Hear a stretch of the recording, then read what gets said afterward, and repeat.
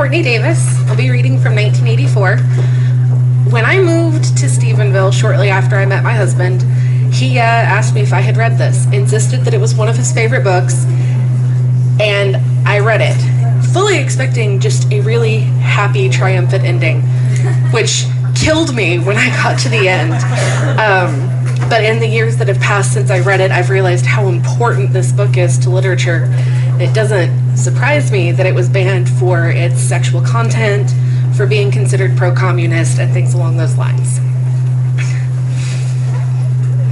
"How is the dictionary getting on?" said Winston, raising his voice to overcome the noise. "Slowly," said Simey. "I'm on the adjectives. It's fascinating." He had brightened up immediately at the mention of Newspeak. He pushed his pannikin aside, took up his hunk of bread in one delicate hand and his cheese in the other, and leaned across the table so as to be able to speak without shouting. "The 11th edition is the definitive edition," he said. "We're getting the language into its final shape, the shape it's going to have when nobody speaks anything else. When we finish with it, people like you will have to learn it all over again. You think, I dare say, that our chief job is inventing new words, but not a bit of it. We're destroying words, scores of them, hundreds of them, every day. We're cutting the language down to the bone. The 11th edition won't contain a single word that will become obsolete before the year 2050. He bit hungrily into his bread, swallowed a couple of mouthfuls, then continued speaking, with a sort of pedant's passion. His thin, dark face had become animated, his eyes had lost their mocking expression and grown almost dreamy. It's a beautiful thing, the destruction of words. Of course, the great wastage is in the verbs and adjectives, but there are hundreds of nouns that can be got rid of as well. It isn't only the synonyms, there are also the antonyms. After all, what justification is there for a word which is simply opposite of some other words? A word contains its opposite in itself.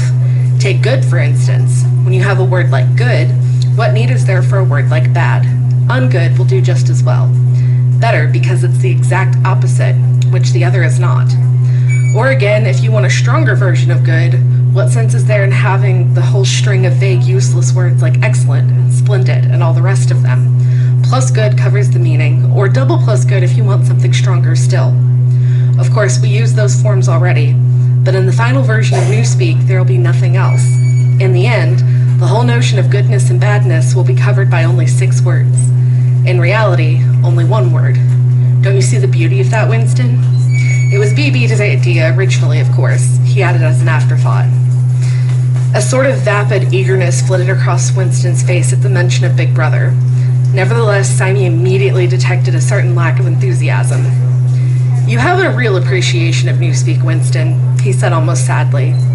"Even when you write it, you're still thinking in Old Speak.